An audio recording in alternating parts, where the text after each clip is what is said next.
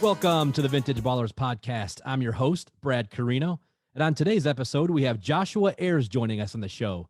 Jashuha grew up in Elyria, Ohio, and attended Midview High School, where he was a multi-sport star before becoming a personal trainer and now an online fitness coach. So without further ado, please welcome Jashuha Ayers.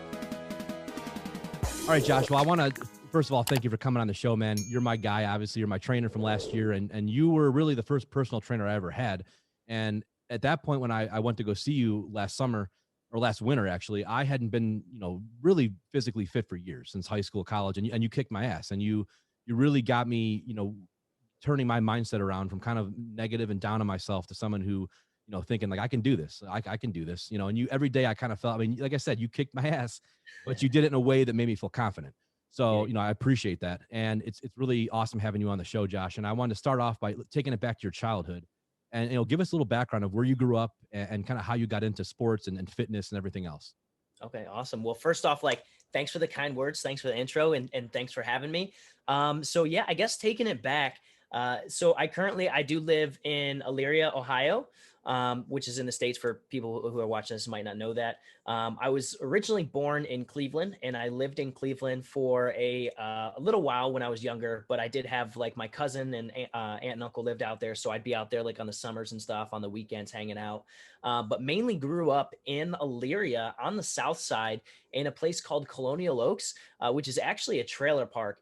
And so it's a very interesting story. So the area I grew up in, it wasn't really the best. We didn't have a lot of money. My family, grew up decently poor. But the thing is, obviously I always look at it as we were fortunate because any situation could always be worse. We had a roof over our head. We had food on the table and stuff like that. So very grateful for that. But we lived in a single wide trailer. There was 3 bedrooms and anywhere from 7 to 10 of us in there at a time. Yeah. So there'd be me, my older brother, my younger brother, my sister, my mom, my grandma, my grandpa, and then depending on when it was, my aunt and uncle would live with us, or my aunt, uncle, and my cousin, or just other relatives and stuff like that. So yeah, I mean, grew up in a trailer park. We really didn't, we didn't have a lot, but we were good. But for people who are watching, I just want to let you guys know too, a lot of people struggle. We had to go to food banks to get food sometimes because we just couldn't afford it and stuff. And there'd be times to where we do luckily, the government and the city has different programs set up to where, even as kids, sometimes certain Christmases, we would go shopping with, police officers and things like that, because there was certain funds and stuff to where they're able to take kids who weren't going to have the best Christmases or something like that. And you go and pick out some toys or some clothes and stuff like that. So that was kind of the upbringing from there. We did end up staying in that same trailer park for many, many years. That's pretty much where I say born and raised. We ended up getting a double wide in there. I had, a few pretty tight friends that I came up with that luckily most of them were pretty good people. But I do, I know a lot of people that got into a lot of stuff. The area wasn't necessarily the best at the time. There was there's some gang activity for sure that was going on. There'd sometimes be robbings. Sometimes there'd be shootings. There's a big event that happened the one time. I think SWAT or FBI showed up, and it was a big thing because there's 2 kind of gangs that were going after it or whatever. One of my ex-girlfriends literally lived 1 street over in the same development, 10 houses down. And one of the guys, he got shot and killed. My ex-girlfriend's mom got shot. Luckily she lived. She crawled across the street to the neighbors. And so yeah, it was pretty wild. That is wild. Josh, how do you think growing up in an environment like that and growing up, without a lot of money and on the poor side of things, how did that impact your mindset moving forward? Because you're a very strong-minded guy and you're a very positive guy. Do you think that had an impact on that as you move forward? Yeah, I think it did, honestly, because I think being in that situation, it allowed me to see like kind of where I didn't want to be, right? So like I had a good view of like a lot of different people because of the area that I lived in, but also the school that I went to. There was a very mix of kids. I went to Midview High School, so it's a public school, and so there's kids from like all walks of life. There was kids that have a little bit poorer background. There's kids that their family have just like a ton of money, like they're getting like Mustangs and stuff like that when they brand new cars like when they graduate or get their license, stuff like that. But then, I mean, we'd also have like country people who are like worked really, really hard, literally at farms. We have a drive your tractor to school day. Like that was like a thing that we had. So like very, very diverse in that sense, not necessarily as far as like race is concerned or anything, which I guess could kind of play into it is another thing I guess I could touch on would be, like I'm the only one in my family who's like of color, who's like mixed. Everybody else is white. And then like the school I went to, it's predominantly white. Like you could literally name all the like black colored people or like, the two Asian kids or whatever. So you could spot that pretty easy. But yeah, no, I think like, growing up in the environment that I did definitely helped because it exposed me to a lot and I got to meet a lot of people and I was able to like just kind of look at my surroundings and kind of see what was going on and like I could I was like smart, I would say, like in the street smart sense. Like I could look at kids and I'd talk to them and kind of see what they were doing and whether they were like into selling drugs or stealing or whatever, and then like obviously I would see them like go to jail and get locked up and different things like that. And I want to put a note out there too, guys. Like I grew up, like I didn't have a father. Like my father passed away before I was born. And so like I didn't really have like a father figure. And so I think that might be like another reason why like I kind of turned more towards like looking up to people, like whether it was like in movies or on YouTube and stuff like that, which is kind of what got me into fitness. But I think definitely being in that environment and kind of seeing things, it was like, okay, like I see like what they're doing, I see what happens, I see the repercussions of everything, because I've been approached multiple times to to deal for people and do different things like that. But I was just like using logic. I was like, I know homeboy just got locked up, like I don't want to get locked up. And the big thing for me was like, I don't want to disappoint my mom, I don't want to disappoint my grandma, because my older brother, unfortunately, he got caught up in some stuff. And he's my big brother. Your big brother's always supposed to be there for you, and unfortunately he got involved in some things, wrong place, wrong time, but he was also a part of it. Shouldn't have been there. But he got caught up in some bad stuff. There was a shooting involved. Luckily nobody died. But he was locked up in prison for 6 years. And so, at that time I was already kind of like making some money and starting to work. And so like, I would send him some money for commissary. So, being like the younger brother and like working and like, making like money, I was like hustling on the side because I didn't even have like a job. And like, when I say hustling, I wasn't like trapping or selling drugs or nothing. I would literally go on Craigslist and I would buy and sell car parts. I would trade different electronics, paintball guns, literally like anything that I could, just to flip it, make a little bit more money. So I was getting some income that way. But then, I remember going to like just different like maximum lockdown prisons, like Mansfield prison, Marion prison, like some hardcore prisons where people are in there for some serious offenses. And see my brother there locked up, it sucked. And I remember before he even went in, we had a guy who came up, who was boys with one of the other guys that was in the situation. He came to the door and my mom answered, and he had a knife in there. He was asking for my brother, asking where he's at and stuff. And I came to the door, so it kind of different stuff like that. But like, seeing that and like seeing it firsthand, like my own, like my own big brother going to jail, going to prison, for such a long time. I just like, I didn't want that life for myself. And it sucked. It hurt. It was upsetting. Like I still remember the day. I remember being in the courtroom. I remember the lawyer telling us, he's only going to get maybe 6 months max or something like that. First time offender, blah, gives us the whole spiel. And then the second that the judge, says 6 years, and then like, that's it. And we're all like, wait, what'd they just say? And then I remember like we were all freaking out. Everybody was crying and like trying to hug him and stuff. And it's like, I don't want to put my family through that. And I don't want to put my other siblings through that. And like, I didn't want anything to do with that. And like I said, like he's a good person. He's a great dude. And like, he's out now. He's starting up his own business. He's doing his own thing. So he's doing great. But, it's very easy for people to get caught up in stuff like that. And then especially depending upon like where you're coming from, that might be like all that right? Like you're influenced by the people around you. You're made up of the 5 people that you spend the most time with. If you're out in the streets and, you're hanging out with some people who are trapping all day, selling drugs or robbing or stuff like that, your odds aren't pretty good. Even if good, there's a lot of good people. There's a lot of great people that are in prison. They just get caught up in some bad stuff. I mean, there's some people with some amazing talent, like absolutely amazing talent. And I mean, you guys can see that because I mean, look at how many NFL players or basketball, they've been to prison. I mean, look at Johnny Depp, he's been locked up. I mean, Robert Downey Jr., there's a lot of really amazing people who have went through certain periods in their life that kind of evolved. But I think I was just, lucky enough to be in a position to where I was aware of everything that was going on around me, and I was able to understand it from a very young age. And I just knew that that was something that I wanted to steer clear of. Josh, I mean, first of all, this is an incredible story. Everything you, especially with your brother and just everything that your family went through. And I worked down at Jacobs Field when I was a kid. I was probably 17, 16. And a lot of my friends down there grew up in the inner city. So they grew up in East Cleveland and really bad neighborhoods. I mean, some of the worst neighborhoods in the country. And I remember the first day I worked there, my friend Gary said his best friend had gotten shot and killed, in East Cleveland. And this is like, I mean, probably 99 or 2000. And that was the first experience for me as suburban Avon Lake kid, thinking like, wow, this really happens. This isn't just, I mean, I used to listen to a lot of rap songs, but you don't realize it until you actually like see it firsthand. And you're like, oh my God, this actually affects people. And this is real life.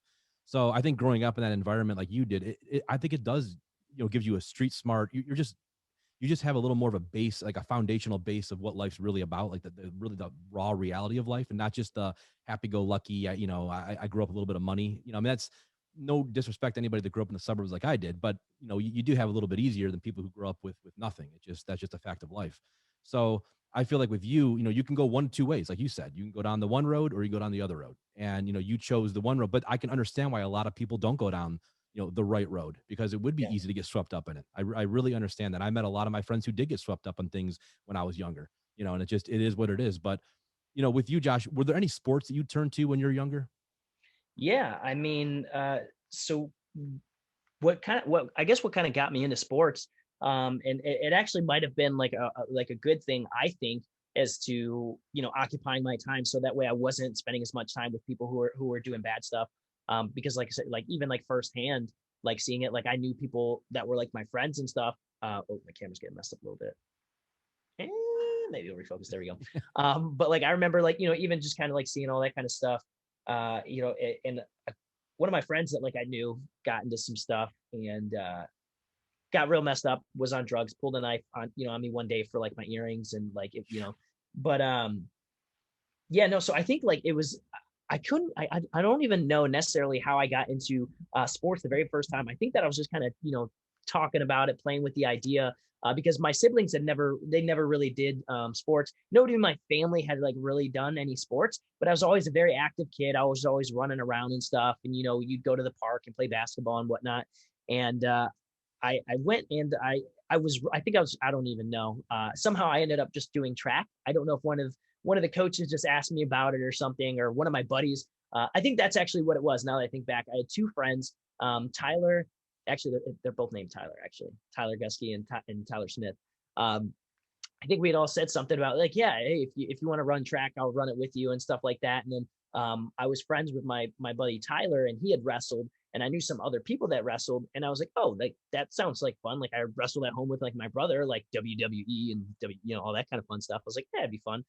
So I went out for wrestling and did it, and I actually really, really enjoyed it. I was pretty good at it. I mean, I was strong just because like from when I was young, I was always like I said, active, but I would like try to work out in my bedroom. I would do like push-ups. My mom had this like crunch, like purple, like probably something you buy in an info thing. And I would remember I would just do like 1,000 crunches every single night. I was like, I'm just going to get so jacked. And then, so I would just do that. And I was like, I went out for wrestling and did pretty well in that. And then, springtime rolled around and track came out. And, so I decided to run for track, and they kind of test you out and, just kind of see like what you're good at. And I actually ended up being really good at like mid distance and distance, which I would have never necessarily anticipated, because I was like, oh yeah, I want to be a sprinter. Like that's what's cool. Like everybody wants to be the fastest kid in like, 100 meters and stuff. But my coach threw me into the 800 to see how I would do. And like, I'm a natural competitor. Like I'm super competitive with everything I do, like probably too much. Like it's probably annoying, but I don't like to lose. I like to win. So like, I'll push myself really hard. and went out for the 800 and ended up like winning. And then as much as I can remember, I might have actually went undefeated like my first year in 8th grade, running the 800. And so then I set out my goal because I saw like I was good. And I was like, because I'd never done a sport before really, besides wrestling. And I was like, I'm really good at this. And I was running, and I remember like, I was like winning like a ton of different meets and dual meets. And I was like, I like this. Like, I like this feeling. I like this bout. And then, so I was like, what's the school record? And then, so I remember at the time it was like 220 or 216 or something. And then, so I was like, that's going to be my goal. I want to break the school record. Like, cause they had a giant, board in the gymnasium with everybody's like record and stuff like that. And I was like, I want to get up there.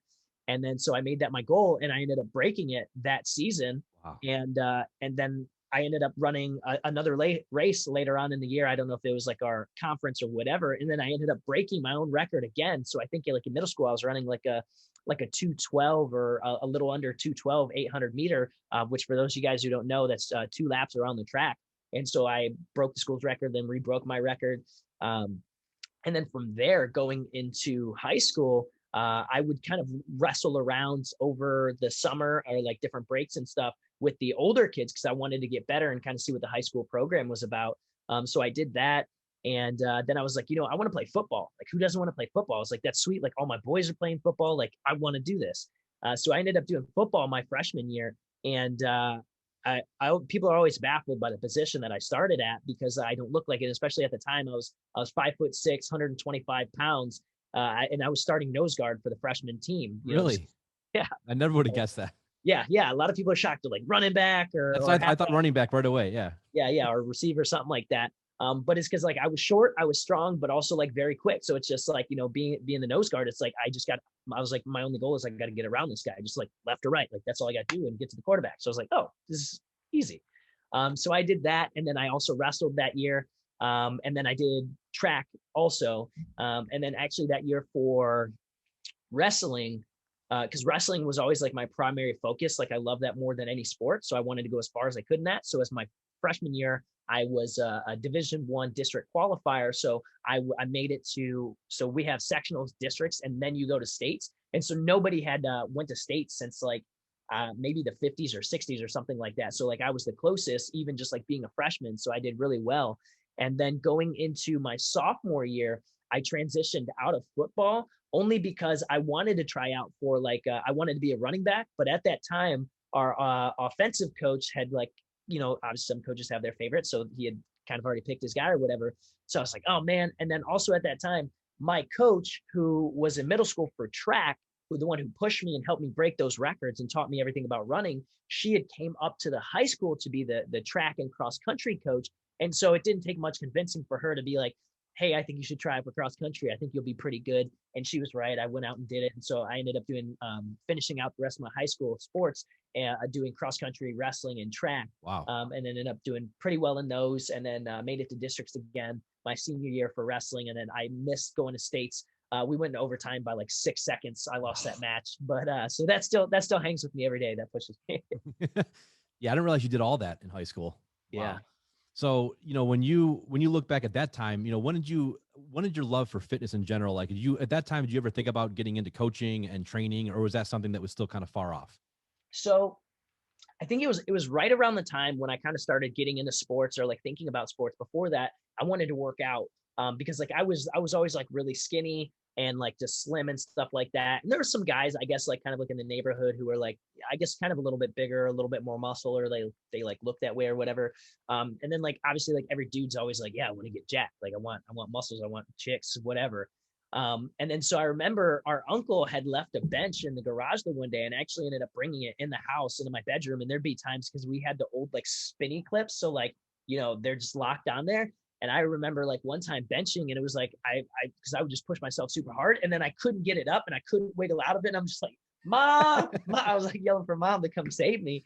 But I mean, yeah, I would have that in there. I had some old school dumbbells with like the steel. You put it was like black and gray, but they were like rusted. You'd spin the cap on to get them to lock on. I had some weights with some sand in there and stuff, but like I would just get after it like every day, because I was also into like like dancing, like break dancing. So I had a calendar and I would literally spend like 2 or 3 hours, like just break dancing. And that would Really? also kind of be my cardio. And then for like the next like 2 or 3 hours, I would just work out just as hard as I could, just doing all the curls, all the bicep curls, as many push-ups as I can. And I remember my mom would come in and check on me because I would literally do so many push-ups to where like my arms would give out and I could not push up. And Wow. then I would just go again. And then I would wait like 5 or 6 more seconds so I get just enough energy. And I would literally just go that till like I was fried. And then like I'd be like grunting and groaning and just like making all kinds of like ridiculous noises. So my mom would come and check in and make sure I was okay. But I just got really like hard into like lifting from there. But then once I got into sports more so,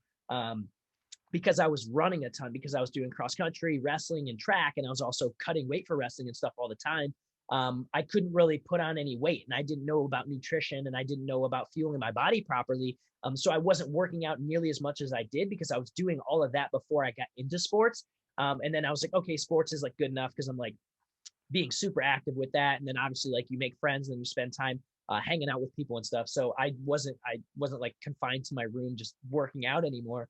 But then what happened that kind of got me into coaching, after I graduated, I did have a couple of offers for like cross country and track. It wasn't like full rides, but it was some decent stuff that would have definitely helped for college. But I wasn't sure like what I wanted to do or what I wanted to major in. And I was like, yeah, I could go to like some pretty good schools and like wrestle or run track or something. But I was like, I don't really want to waste a lot of time or money if, doing that if I don't know what I actually want my career to be. Cause I was like, I know what it's like to like grow up like pretty poor. And I was like, I know what debt means. And I was like, I know that I don't want that. I was like, I know I'm a kid, but I'm like, I don't want debt because I see how like mom and like parents like struggle over that. So I was like, I don't want any debt. So I was like, I'll just do the LC route. I'll go to the Lorain County Community College, go that route, try to work, save up some money and do that. So that way I could like, spend a little bit more time thinking about what I wanted to actually do. And then when I was younger, like everybody else, like I wanted to be like a doctor. I was like, oh, cause my dad passed away from like heart disease. So like when I was young, I was like, I'm going to be a heart surgeon and stuff. And then you get older and you're like, oh shit, 12 years, 15 years. Like, I was like, okay, maybe not. No. But then I was always in like, I always like talking with people. I like communication and stuff like that. And like, I've always felt like I was just like good at being able to like read people and engage with people and like, help talk to people. So I was like thinking about psychology. So I started taking some courses toward that, and I was on track for having a psychology degree. And then I was talking with some people the one day, and I was at that time I was working out a ton because I wasn't doing any more sports, and I needed an outlet for like that competitiveness. So like I was just pushing myself, challenging myself. So I was going to the gym, at least 5, if not 7 days a week. Like I was in the gym every day, just pushing myself, just wanting to work out, wanting to get bigger, wanting to get stronger. And somebody was like, hey, like you should like totally like go for exercise science. And I was like, what is that? And they're like, oh yeah, you could be like a personal trainer and you can like help people like work out and get fit and like teach them about stuff. I was like, wait, so what I've been doing already for the past couple of years, I can get paid for? They're like, yeah. I was like, oh, well, sign me up. So I started taking classes towards that. And I was like, this is like actually like a really good thing. Cause I was like, I've always been into like fitness. And I was like, now I'm going to know more about training. I'm going to know more about nutrition, and I'm going to be able to take those things that I learned, apply them to myself, and like get bigger, faster, stronger, and be able to do that, and then be able to help other people do that. So I ended up taking all the classes towards that, and then ended up getting my associates in sport and fitness management. And then I also did have like several other like nutrition certificates that I got along the way. I got my certified personal training certification in the NCSF, which is the National Council on Strength and Fitness. And then I did also get my bachelor's in exercise science, exercise physiology. And then luckily, so I was able to come out with no debt because when I was in school, I was working 3 jobs and still doing the whole Craigslist and hustling on the side stuff. So I was able to graduate with 0 debt. Wow, man, that's a crazy story. Like it's interesting. I want to go back when you're talking about you're doing the push-ups in your room and you wouldn't give up until. Josh, do you think some of that is that just ingrained in you? Is that genetics? Is that something that was in you since a kid, or is that something that you learn, environment? Like, is that someone around you? Is it someone, or is it a mix? Like, how do you describe that to people? Yeah, that's a great question. And to be honest with you, I've questioned that same thing. I've went on YouTube, I've Googled and just different things, just seeing other people's opinions. Um, And I could see like the argument for almost any case. Mhm. But there is a point to where I feel like there is like a certain amount that is instilled in you just like naturally as an individual. Like typically, like if I met like your somebody in your family, or if I met like your pops or something, and I knew he was like, hardworking and like had like this grit and stuff like that, there'd be like a good correlation. Like if I talk to you, I'd be like, okay, like, you're definitely his son or something like that, right? Like there's sometimes that correlation between the parents, not always, but sometimes. But and it could be just like also seeing like, my family, like no matter what, even like when times are hard, like never stop, like never get up, like you just keep pushing, you just keep going through it. Um, so I think there is a lot that's like definitely natural, definitely ingrained. And I think a lot of it too for me was I always wanted to like make my mom proud. I always wanted to make like my grandparents proud. And then also just like I guess if I'm being honest, I always felt like I had something to prove.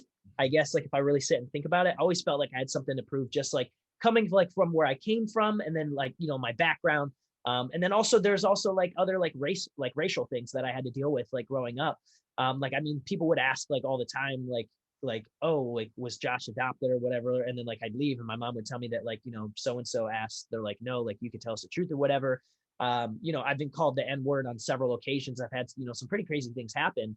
And so I think that that's always to a degree was like in the back of my mind of like, okay, well, like, people automatically look at me. They know like I'm black or I'm mixed or whatever, from the hood, whatever, brother was in prison, like all these different things. And then so like maybe there's probably a part of me in the back of my head that was like, okay, well, like I have to prove to everybody that like I'm not just some ghetto thug. I'm not just like some fucking hoodlum. I'm not like, some troublemaker or whatever.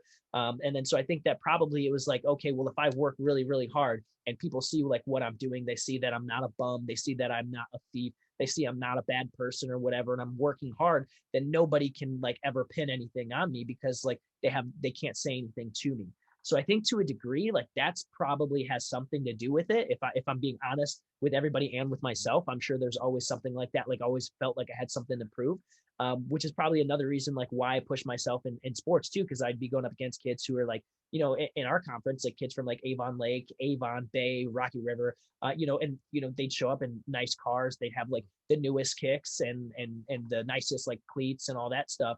And it was always just like, okay, like I'm gonna show you like what a fucking poor kid, from a little bit of the ghetto can do, right? Because like they're always expecting they're coming in, they got the best coaches, they're eating the best diet, they got full blown gyms, they got strength condition coach, all the they got all the fancy stuff. And then you walk in, you're like, okay, like I'm gonna show you, like I have something to prove. You already have everything. I got something to prove, which actually reminds me, like I didn't even say this, my first pair of track spikes we couldn't even afford, so my coach actually got them for free from her college coach, for me, and those were the shoes that I actually broke the record in, and I actually Wow. still have those shoes. Yeah. No kidding.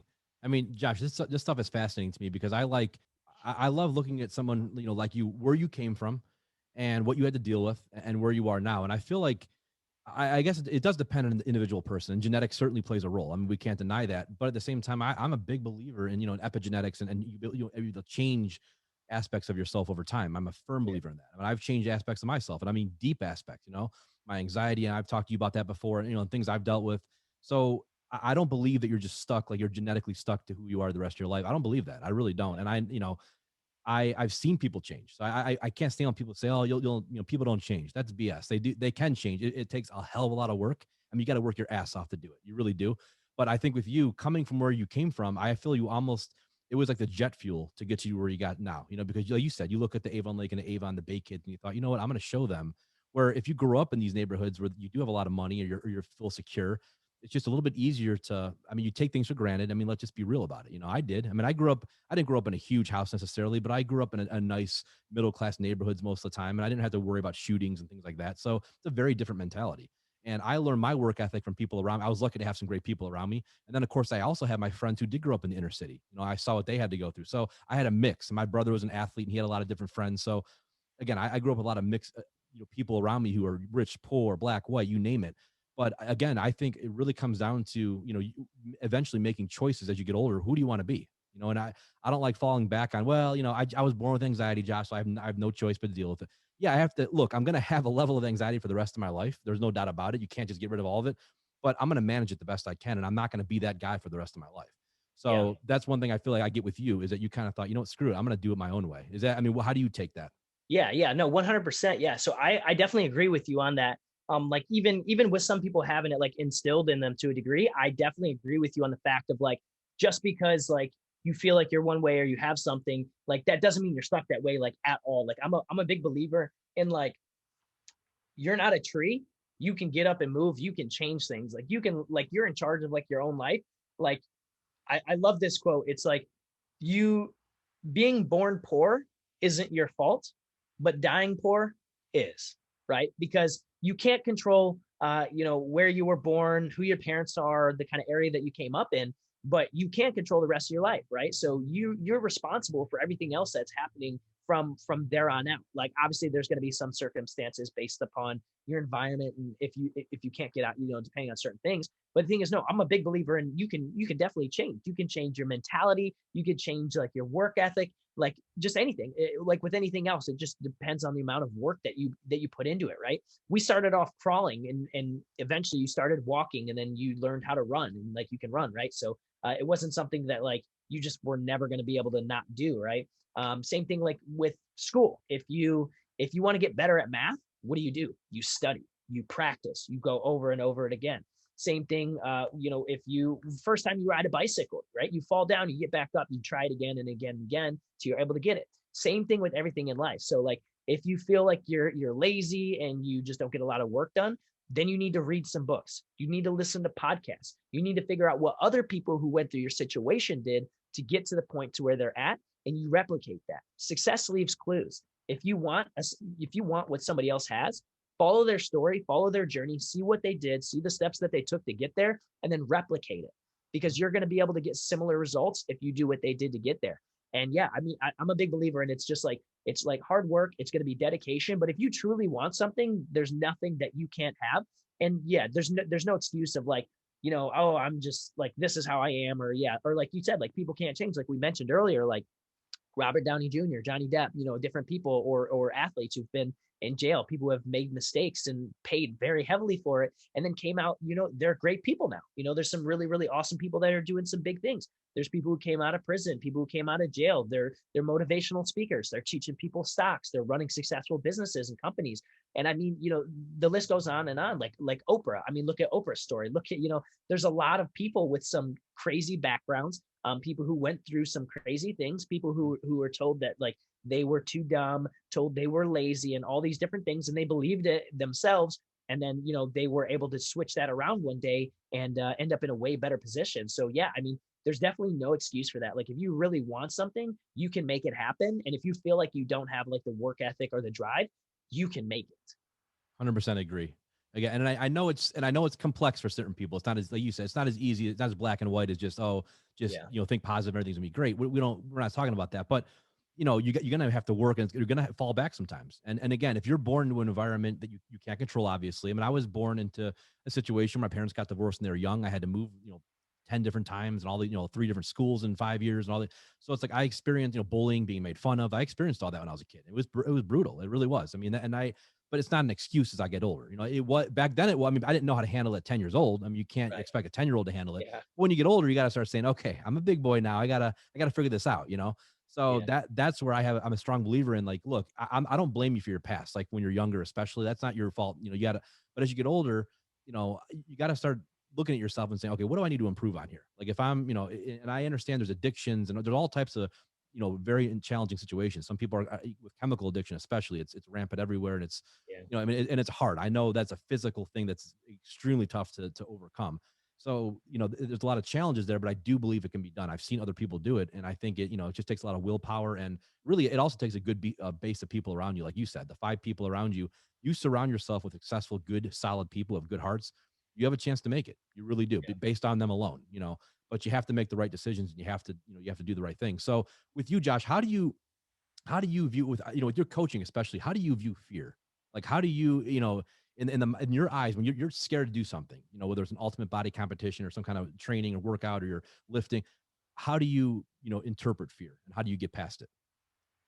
Huh, that's a good question. I mean, so with fear, honestly, I would say like I welcome it, because like I said, like I'm a competitive person. I really like challenges. So like when it comes to things that like I'm fearful of, like I love doing it, like things that'll scare me. Um, I love doing it specifically for that reason. I mean, I like getting the adrenaline from it and the rush and stuff like that, but also knowing that like I'm gonna like overcome it and I'm gonna get better from it. Like I'm gonna learn something and like that I'm gonna grow because I do truly believe that behind like every like fear that you have is a person that you want to be. Mm-hmm. Right. You want to be a person who's not afraid of heights or not afraid to take challenges or risks or something like that. Which I mean, we've all taken risks in our life, and obviously some are a little bit harder than others. But I mean, I look at it to where it's almost at the point of like, and my perspective has definitely changed too as I like become, wiser and I learn more and I learn more about the world and how things work and I meet different people and get different viewpoints and ideas and stuff like that. And my perspective and my scope just kind of widens a little bit more because I'm just overall wiser. That like I just try to I have fun with it because it's like at the end of the day, like we all get so narrow minded and so just like honed in and focused on like the very little thing to where it's like you got to take a step back and like look at like we live on earth in this on this rock that's sitting in the middle of this giant space of whatever, which is insane. It all blows my everything about everything pretty much blows my mind. But it's like I'm only going to be on earth for I don't know 30 40 50 60, if I'm lucky 60 70 years whatever.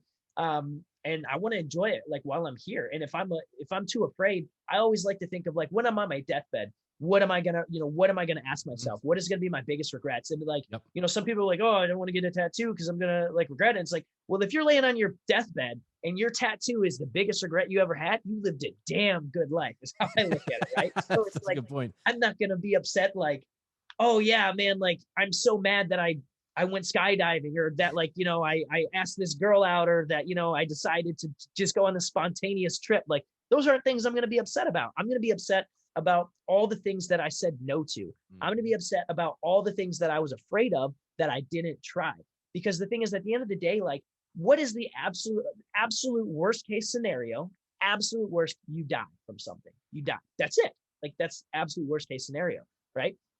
Now, aside from that, I mean, everything else it's not really that bad. Like you let's say you want to start a business, you go ahead and do something. Obviously, depending upon your age and your circumstance is going to change it.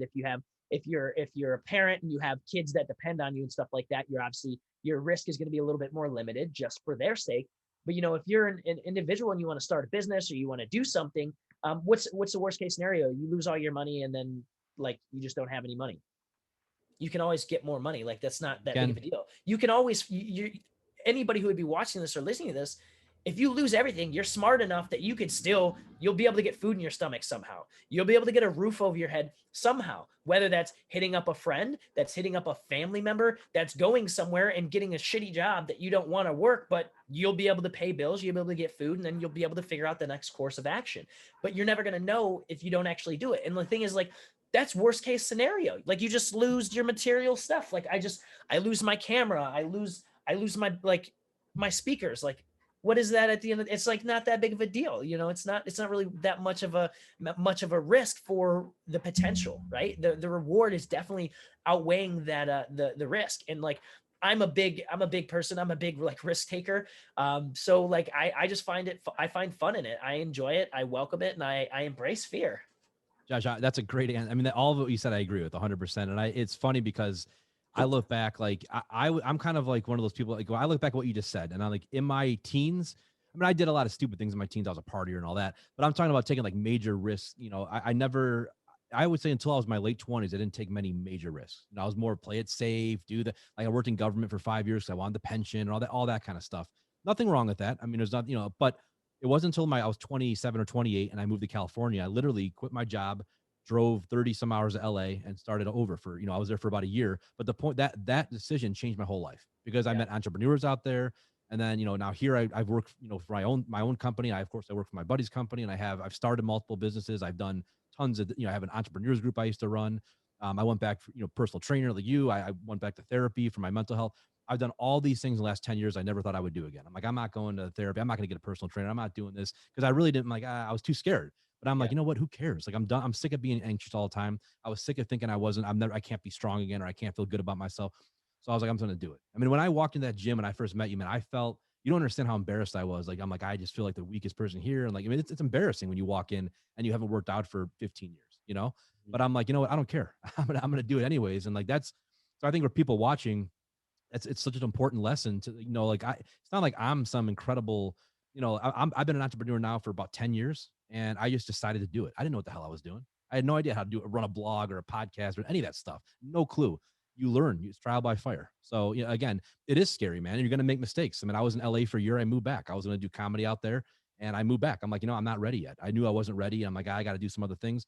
I came back. I lost my job out there. I mean, and so there's a lot of things in life. I didn't make much money for a while in my life. Like, it just, so again, I like telling people listening, your life can change in a heartbeat, and money can come and go. You're gonna, I mean, don't let money be the deciding factor in everything. You can always make money. You can.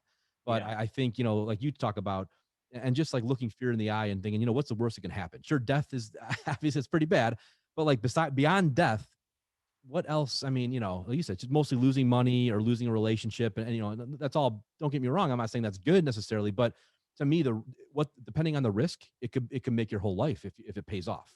Yeah. So Oh yeah. and I think it really. But I always tell people, I can't make a decision for you. I'll never tell somebody what to do or what they shouldn't do as far as a risk in their own life. But I'm going to tell them I've taken plenty of risks, and yes, a lot of them didn't pay off. But you know what? They all taught me a lesson in the end. Every single one of them. There it So is. for me, it's either a lesson or you're growing somewhere.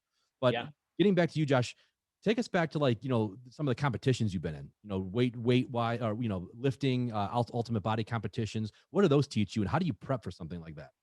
Yeah, so I got into bodybuilding. So when I started lifting after I graduated high school, because I needed like an outlet for like my competitiveness, I was in the gym working out and stuff, and then I was at the college the one day, and I walked through the gym that they have there, and I saw one of my buddies working out there that I went to high school with, and I saw that he was like a bodybuilder, and then like I saw a flyer on there, and I was like, oh, like I should do that, like that. I'm like that'd be fun or whatever. So I just like, went on Google, I went on to YouTube and just kind of like figured out kind of how the whole shebang went or whatever.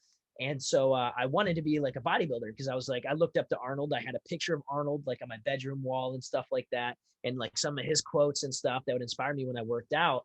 And, so like everybody wants to be big, but I was like, I learned more about it. And at the time, they had a division called something men's physique that was newer during that time. So this was like around 2012 was like when I competed.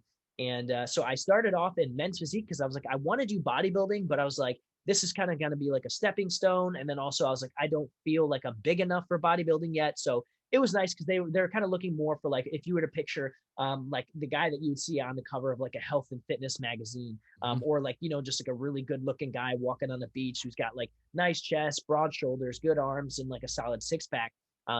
Because for men's physique, you wear something called board shorts, which is essentially just like swim trunks. They're just like more plain or whatever. So I did that, and I was like, yeah, I'm in great shape. I was like, fucking shredding all this stuff. Went in there, and I think I placed like 12th or 13th and got my ass kicked. And I was like, but I was so mad, but I was also fired up from it too because I was like, you know what? I'm gonna come back, and I'm gonna be way better. So I ended up, I went in, I learned so much more about training, learned so much more about nutrition, learned about how to properly cut, learned about what I needed to do for like my peak week and just like anything and everything related to that. Ended up coming back to that same show, which was like the biggest show in Ohio, especially at that time. And I ended up getting second place and qualifying. I was a national qualifier at that time, so I could have went on and competed at a higher level in the men's physique division. And then so I got that. Then I think I competed in men's physique maybe one more time. And I ended up placing like top 10 or something like that. It was at like a bigger show, really good competition. And then from that point, I was like, okay, like I'm ready to make the next jump to bodybuilding. Because I had a few years under my belt and I put some more size on. Like that was like my ultimate goal. And so I went out and competed in bodybuilding. And let me see, my very first show, I actually almost got my pro card. I missed it by 1.1 decision. I lost to this one guy, came in phenomenal shape. Because I remember I was in the back and the judges would come up to me like, "Hey, how old are you, brother?" And I told them at the time, they're like, they're like, man, like you have like a bright future in the sport. They're like, you should not be down at all. They're like, you know, you're only down by like 1.1. It was like literally the smallest decision. It's like why the other guy won. He's just like a little bit bigger than you. But they're like, your symmetry is on point. You're leaner than anybody here. Like everything else, they're like, you just need to stick with this.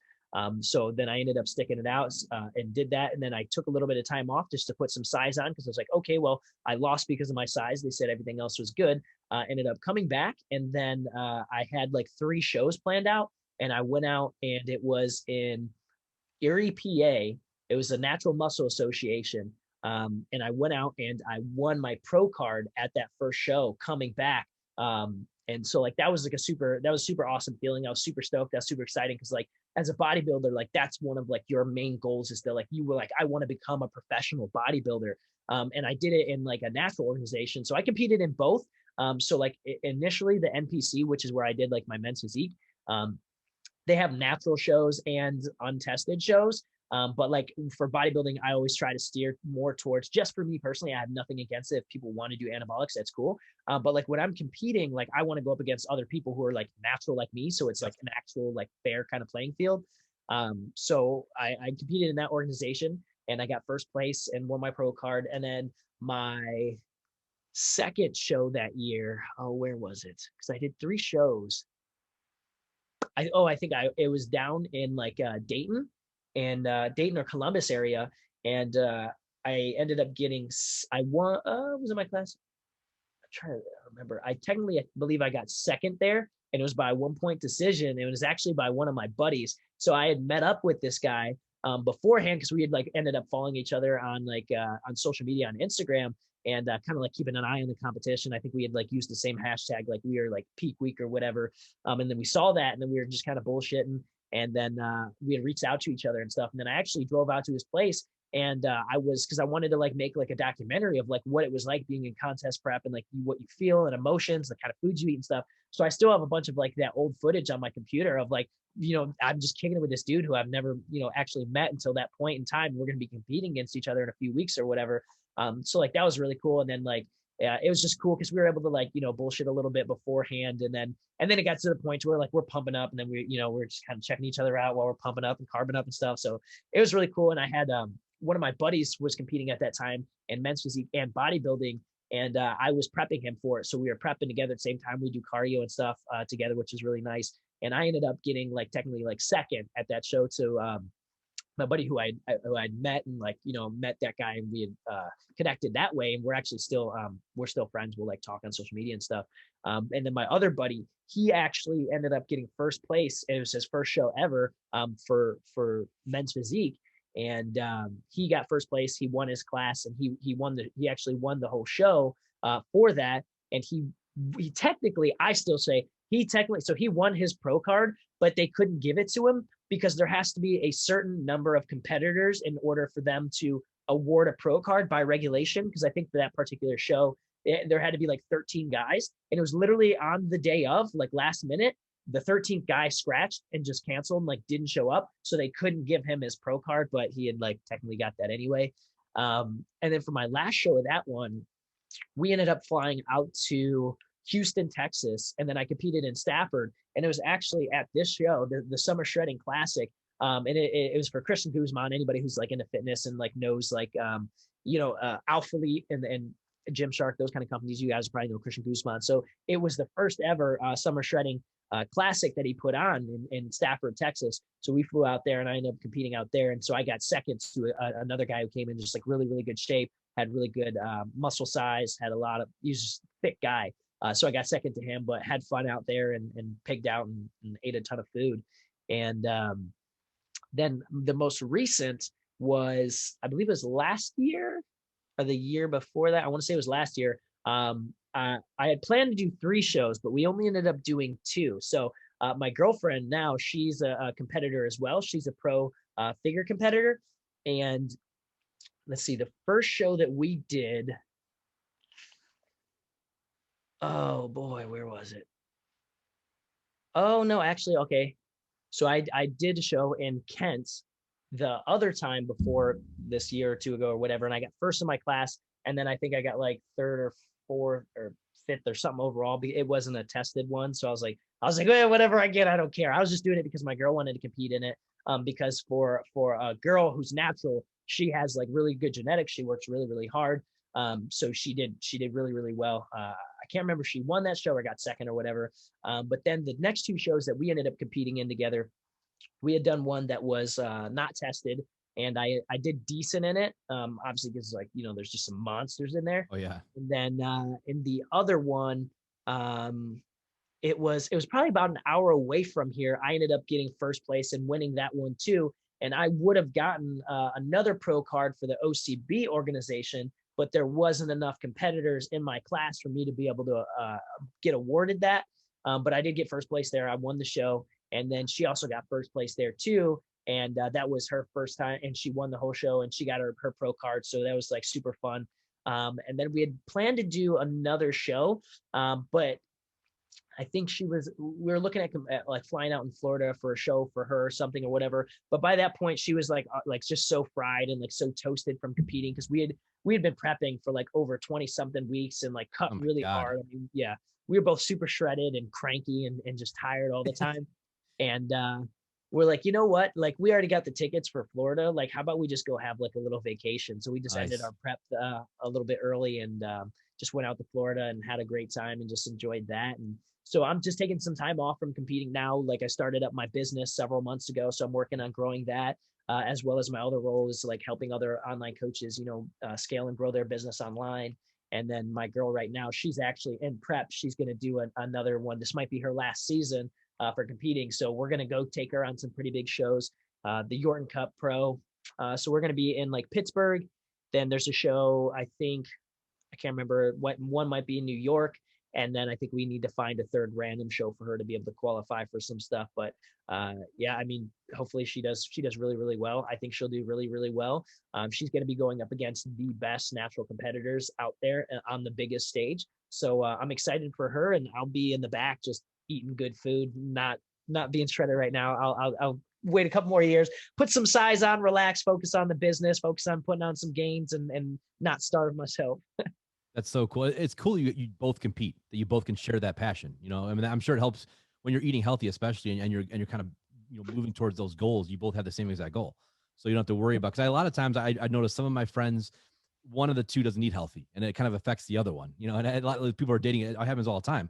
So it's like you do really become a lot of the person that you're dating or that you're around all the time. So it's like, yeah, you have to. The fact you guys both have the same goals, I'm sure, helps out a lot. And Josh, I wanted to ask you a couple coaching questions now. Like, when you first started coaching, do you remember your first client, and like, what was it like? Was it scary? Was it, and how did you become the coach you are today? My first ever client. That's a good one. So I actually, when I got into it, I didn't have like a initial one-on-one client, just because of the gym that I worked at. But I started off like initially just doing athlete training. So like that was the first thing. So I shadowed. So I did an internship, and then I actually ended up getting hired on before the internship had ended, because they liked how like well I had worked and whatnot. And then also it helped because I still have it. But at the time I was really big into like YouTube and like making fitness videos, nutrition videos, and different stuff like that. And they had saw that, and like they saw the knowledge and information I was putting out, and they're like, oh, this guy like knows his shit. Like, we need him, and he like works really good with the athletes and stuff.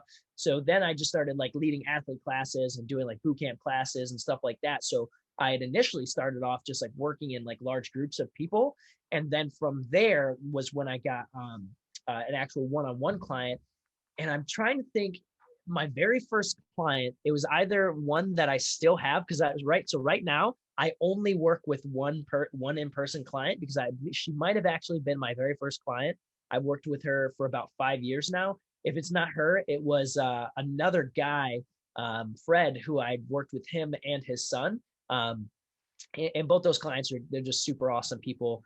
But I mean, honestly, for me, it was easy going into it, because I've always been a super personable person. I'm outgoing. I love talking and engaging with people. And then for me, going from like working of a group of athletes, ranging anywhere from 5 to 30, and then same thing for like adult boot camp classes, having anywhere from 6 to 12 or 15 people. I was used to talking to a lot of people. So then when I was able to just work one-on-one with somebody, I actually really enjoyed that. And to a degree, I liked it better because then I was able to get to know more about that person, that individual, learn more about their goals and who they are as a person, and like really build up that communication and like relationship, like how we did. Like it grows to more than just talking about fitness and nutrition. You talk about all things and everything in life. And like, I remember even like when you came up with the idea of talking about the vintage, Ballers podcast, and we had talked about it and stuff like that. And we talked about that and a ton of other things. So I remember just like really, really enjoying it.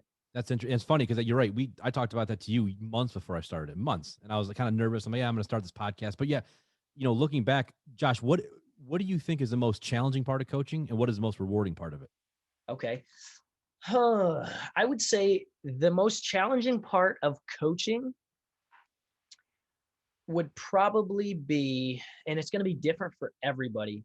Some of it would be, oh, that's a good question. I would say maybe it'd be like it could potentially be like two things. So one, I think, would be like keeping your client motivated, because it's very easy for people to like kind of like fall off, especially if they don't make it a priority. They don't have like a fitness background or anything. And if they don't have like a strong enough why, they don't have a strong enough reason as to like why they want to get fit. Because some people, they'll do it for like, very artificial reasons, which is fine. Like if you just want to like look good, that's, there's absolutely nothing wrong with that at all. But you need to have something strong. You need to have a good anchor as to like your actual reason, like why. And for like a lot of people, it's like they want to lower their blood pressure and cholesterol because they want to be around to see their kids graduate high school and get married, or they have younger children and they want to be around for them. Or they just want to get in better shape again because they're suffering mentally, and they've been having a hard time, or they're depressed or something. And like they hate the way they look, they hate their body, they're sick and tired of having no energy. And they also do want to be more sexually appealing. They want to get a partner. They want to have confidence again and stuff. So I think it's important for people to have like that anchor. The second thing would be, sometimes depending upon the client, would be like, I guess, trying to like remember that you're also their coach, because it's very easy, especially the more personable you are, to let that develop to more of a friendship. And then it becomes hard for you to like, the client will kind of listen to you less, right? So like if you hire your friend to be your coach, you're not going to listen to him as much as if you hire somebody else, because that relationship's not there. You're like, oh yeah, Josh, like I'm just going to put it off to tomorrow, whatever. But you have somebody else that's more of that authoritative figure, then it definitely helps in certain situations. But like making sure that you're doing that. That's a good point. Yep. Yeah. And then for the most rewarding would be seeing clients like meet their goals and like being like jacked up about it. Like I had 3 clients who broke their weight goals this past week. The one, she finally got under 200 pounds. Another guy broke 200 pounds. Another person broke 160 pounds. And just like seeing how jacked up and like fired up they are about it is like I love seeing that. And then I love like knowing that like their lives being changed. Like my guy, he was in the doctor's office and he couldn't even wait till he got out of there to message me that his blood pressure is lower than it's been, and like he can't even remember like how long. Wow. Like his cholesterol is going down, like his fitness levels are just improving because he was close to being on different medication, and he's like, I don't want that. And then so like now he doesn't have to because of that. And I helped my other clients who were on blood pressure medication and other medications because of where their fitness was at, that we were able to get them off of several different medications, and that improved their life drastically. And like they were just so happy from that. And like seeing other people like excited about their goals, and like knowing that they're getting more fit, and seeing the changes in their body and the confidence and everything that changes that comes with that like makes me like so happy. Like I love seeing other people happy. I don't know if that's just like a weird thing or whatever. Like I love seeing people smile. I love, and like you said, like you did comedy. Like I love making people laugh. I love that energy. I love spreading the energy. I love it when somebody else is in a good mood. I'm in good mood. I just like love the vibes. And then just like knowing that somebody else is like changing their life, and like no matter, even if it's like such like a small thing, like they finally can see their abs, or they finally lifted a certain weight, or they finally lost that 5 or 10 pounds or whatever. And like that person now has that much more confidence in themselves, which is going to carry over and trickle into every aspect of their life. Like it's huge, and I think like that's kind of overlooked, but it's like, I just love clients.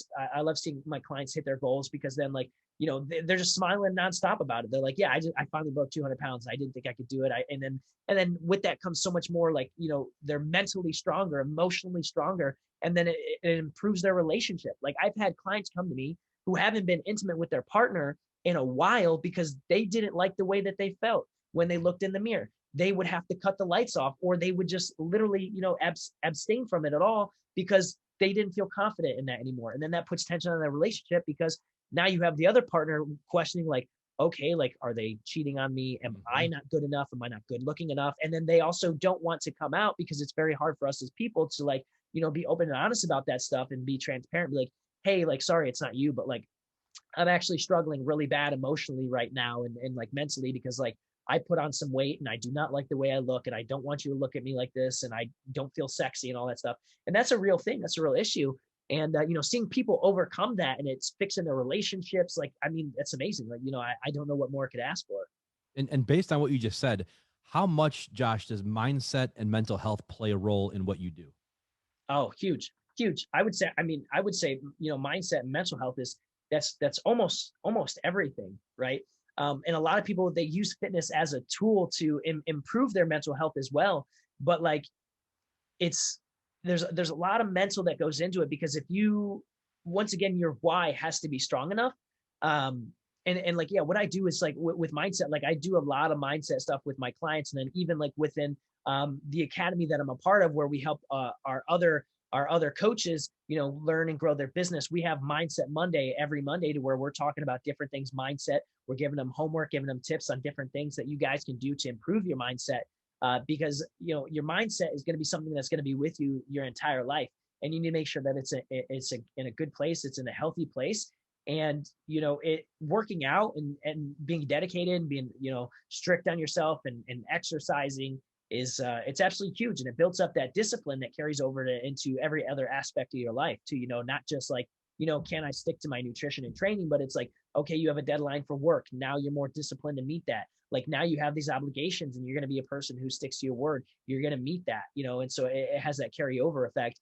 But yeah, I mean, it's so huge. And a lot of my clients, they'll talk to me about different things that they're struggling with. And a huge thing right now, and thankfully, like, it's becoming more open to talk about, is like, like you said, and we've talked about before, mental health. It's absolutely huge. And I have several clients who have recently either got on medication, or they've finally spoken to a therapist, and they're doing some sessions now because they've been struggling with a lot of mental health issues for a really long time. And I would talk to them, communicate with them, and like, I always let them know, like, I'm always here, like, I can always listen and stuff. But I'm very well aware of my role as who I am. I'm not a therapist, I'm not a psychologist, I do not have the credentials. That is out of my scope of practice. I can obviously help somebody to a degree. I can be a shoulder to lean on. I can listen to you and give you very basic advice that's not going to get me in any legality troubles or anything.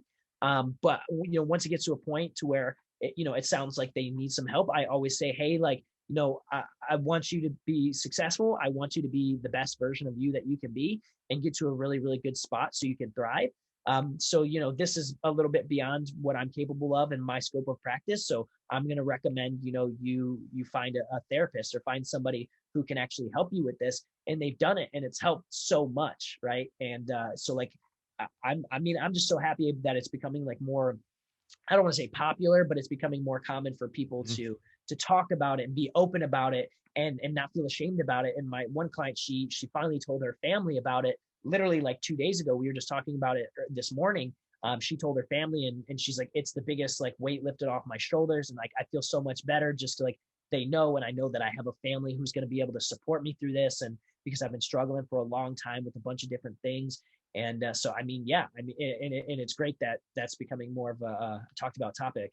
Oh, it's definitely becoming more talked about. And I've had guests on here. I had Josh Powell, who's an NBA player, play with Kobe actually, and won a couple of championships with Kobe, and his good friends Lamar Odom. And they, they've come out and talked about their own mental health issues. And Josh is a big mental health, advocate. And a lot of guys who come on this podcast who are NFL, NBA, MLB players talk about that. So it's Yeah, becoming more and more mainstream. It wasn't like that 20, 30 years ago. You just didn't talk about it at all. yeah, So, but now it's like, because it's real. I mean, mental health and physical health, I always say, when you're, as far as mental health is concerned, if you broke an arm, Josh, what are you going to go do? You're going to go see a doctor and get it fixed, right?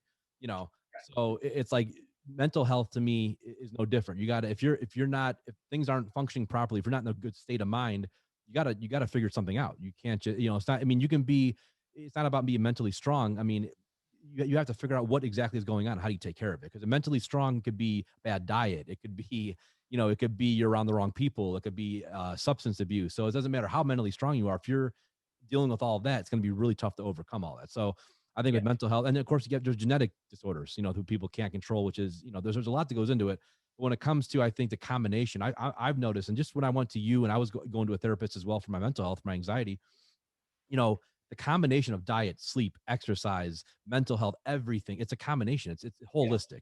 And I think nowadays, Josh, and I'm sure as a coach, you got to take a holistic perspective on what you're doing. You can't just be lifting weights and that's it. It's like, no, you got to be taking, you got breathing techniques, waking up, getting 8 hours of sleep if you can, that kind of thing. So I think that's what I've realized growing up is it's not just about one or two things. It's really Yeah. kind of a holistic approach. And like you always told me, you eat like crap. I don't care how much you lift and all that.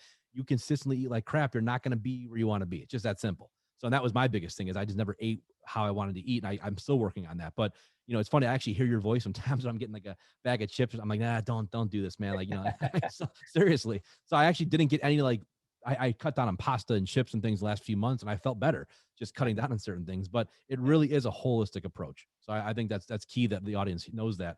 With your coaching, give us a little background on your coaching business. Yeah. So my coaching business, I started several months ago. So I'm trying to think. Let's see, September, October, November, December. It was probably right around January. I launched my online training business.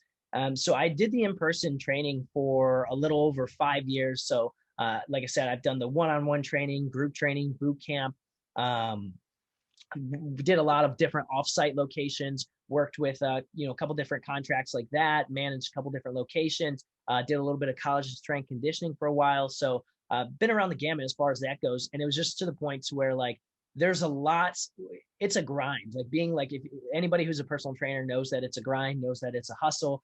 There's going to be days where you're waking up at 4 or 5 in the morning and you're going to be training all day, running around all day and not get home till 9, 10 o'clock at night or whatever. And, depending where you're at, the split's different. So, but typically the split is not in the favor of the trainer, and the gym typically tends to take more. You're working crazy hours. You're constantly working around other people's schedules. And so, it's pretty tough. And then you get to a point where like you're capped, like you're working, as many hours as you can. And, you're only going to get paid as much as, they're willing to pay you. And at the end of the day, whether you're working for a big chain business or you're working with an individual who owns a gym or something, you're working every day really, really hard to build their dreams, right? And so like I was like, I don't want to be building somebody else's dream for the rest of my life. Like I know like what I want. I know the things that I want out of life. Like I said, like if I'm only going to be here one time, like I want a Lamborghini before I die. Like I want that. And I don't, and there's nothing wrong with that. Like people can have and want whatever they want, because it's like, if I'm only going to be here once, I want to enjoy my life and live it to the fullest. And I know that like, I'm not going to get to where I want to be if I'm just like working for somebody, not making a lot of money, helping build up their dreams. And also like said, like life, you only get so much time. Like I want to be able to have more,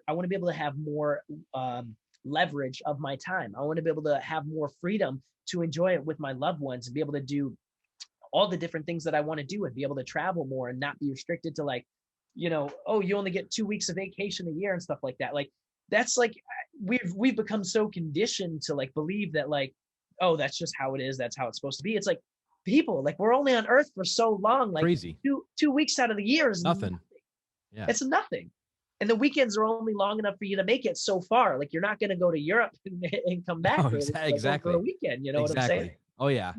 So it's like life's way, way too short for all that. And so it's like I wanted to take all of those into my own hands and have control of my time, have control of my income, and be able to, run it the way that I want to, and be able to, manage things how I think that they should be, and not have it, dictated by somebody else. Because, as like you've been in jobs in different positions to where, you have a great idea, or you have like, a certain way that you think something should be done. And that it'll either benefit the business, or it can generate more revenue, or it's going to bring more value to your customers, or whatever it is. And then somebody will shoot down the idea, or it won't get approved, or for whatever reason. And then obviously, like, if it's your own business, you call the shots and you can manage it however you want. And, so all those great ideas that you have, you can actually bring them out and bring them to fruition, and then actually see and know that like your idea was good because you actually see it working. You're seeing the fruits of your labor. You're seeing it actually like pay off, and you're seeing, whether it's you're delivering more value to your clients, and they're getting even better results than they were before, or you're able to just make a larger impact, or you're able to spend more time with your loved ones and your family and friends and give them the attention that you want and that they deserve.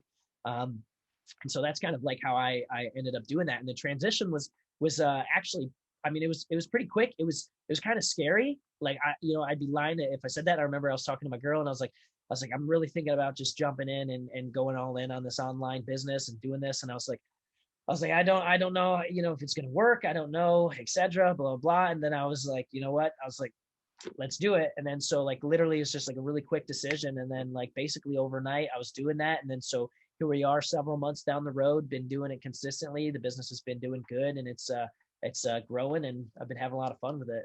That is awesome. It really is. And when you talked about, Josh, just like having control of your own schedule and how much money you make and all that, I mean, it is really that's one of the biggest reasons I've jumped into different things in my life and try to do more of my own thing as time has gone on, because I like to have control over what I do, and I don't want to be micromanaged all day long and told you only have this many time, this time off, that time. And look, I understand we all got to pay our dues at times. That's just life. You can't. I mean, when you own your own business, people listening who've never done it, it's a lot of work. So don't, it's not like we're telling you it's going to be just all this freedom and everything's great, but eventually you can create more freedom because of it. And you choose when you want to work and when you don't. So if there's maybe a couple month period where you've made a good amount of money in the year and you want to take a month or two and just kind of take it easy, you can do that. It's your right to do whatever you want. You don't have to work crazy hours. So that's the beauty of it. But yeah, being an entrepreneur it could be really challenging. It's tough. It's scary. There's a lot of fear involved in it, but I think it's the most rewarding thing I've ever done, and surrounding myself with entrepreneurs, people like yourself and all the different people I've met in my life the last 10 years, they've changed my life, my outlook on life. And I'm not just, like you said, I'm not just I get 2 weeks off a year and I make this amount of money and I got to go in and to an office 9 to 5 every day and do that. It's not, after a while, I'm like, God, I could never do that anymore. I could never go back to how that was. I mean, and Josh, I used to be in an Yeah, office with miserable people who are can't just miserable. I'm like, I can't do that. I cannot do it.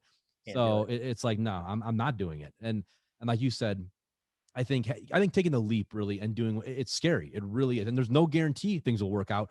But in my opinion, even if they don't work out, they will eventually. If Yeah. you're really determined, you're going to eventually figure something out. So Oh I yeah. don't think that's ever a bad move for somebody. But they have, of course, depending on their financial situation, if they have kids and things, I know there's other Yeah. factors. But for the most part, I think if you really are determined, you have a good idea, you're going to make it happen eventually. Yeah. Yeah, for sure. So a couple more questions for you. And I was one of the things we talked about mindset and of course, mental health.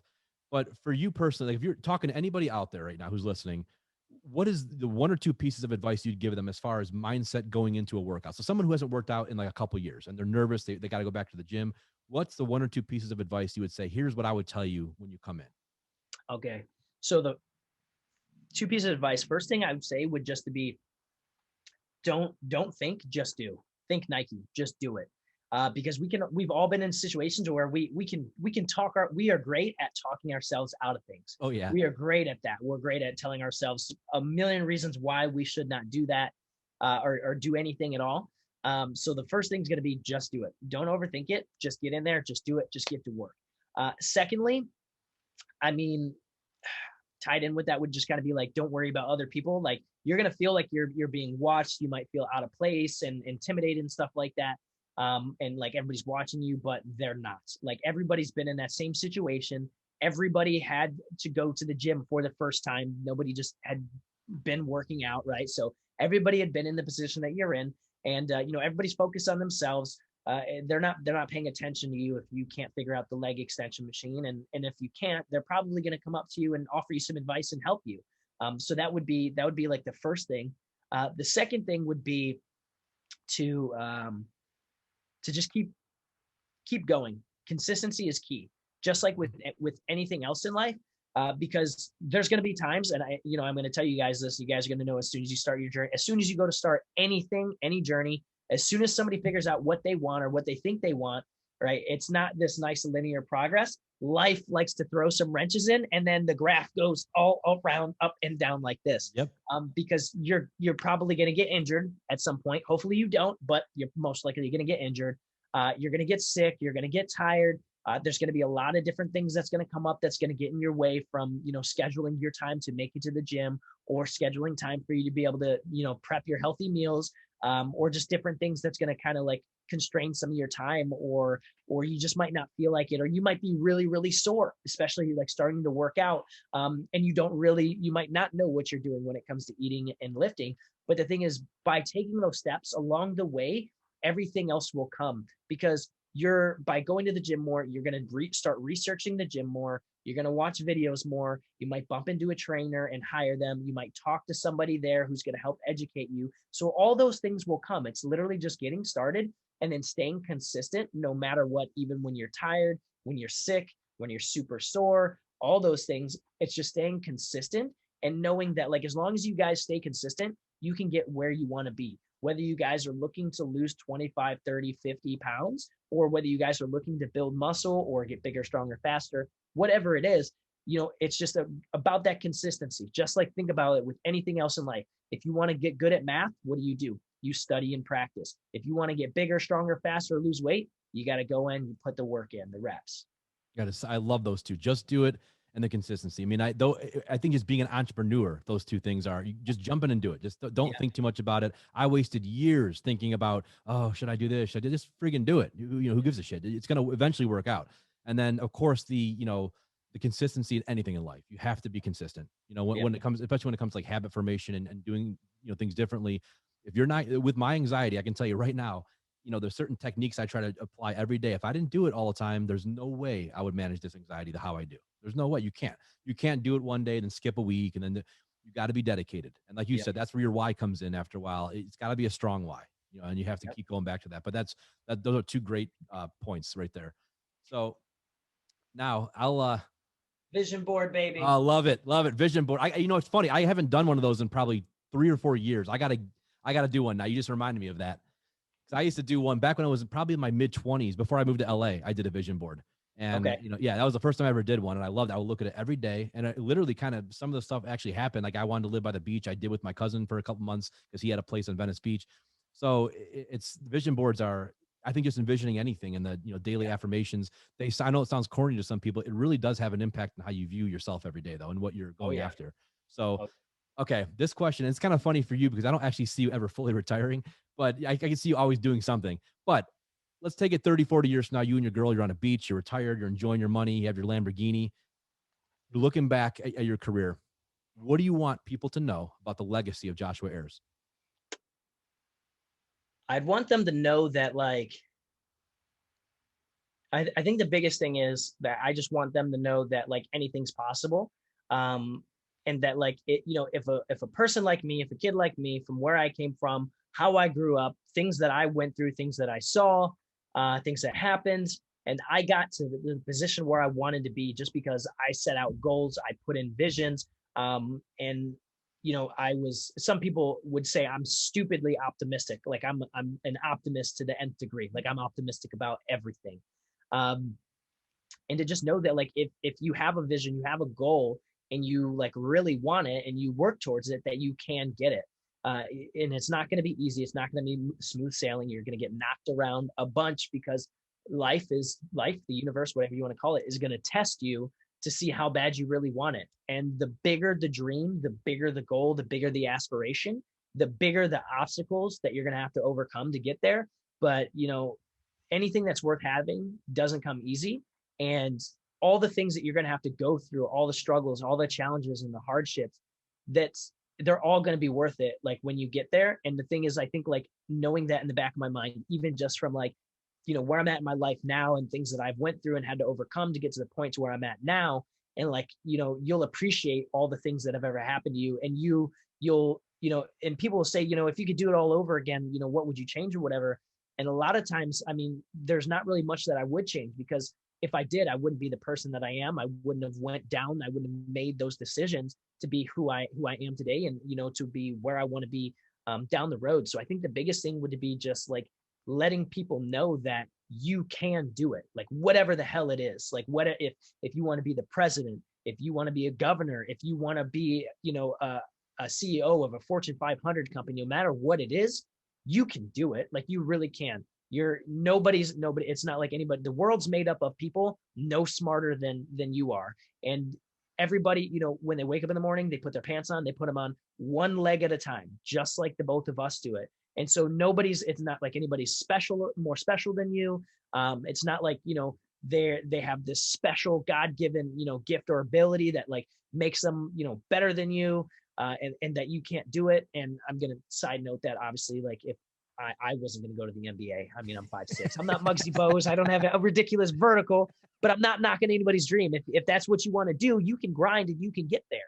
But the thing is, yeah, I just want to say with my legacy, no matter where you come from, and you don't have to struggle. You don't have to go through a hard background. You could be brought up in a very wealthy family, and still have like certain, mental struggles and stuff like that and feel like you can't do it. So, and it doesn't even matter your background, whether you come from rich, poor, middle class, whatever. If you guys have a goal and you want something, that you can get it and that you can achieve it, as long as you're willing to take the risks. And that's going to be the biggest thing.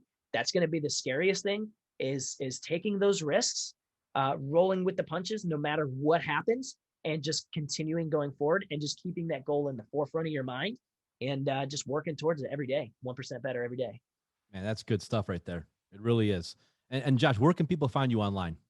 So yeah, you guys can find me online. I'm on Facebook, Instagram, TikTok, Twitter sometimes, and YouTube. And you guys should just search my name. It is spelled goofy. So it's Jashuha. That's my first name, Joshua. Last name, Ayers, Ayers. And that's across all social media platforms. Perfect. And we'll put some of that up in the beginning too. So excellent.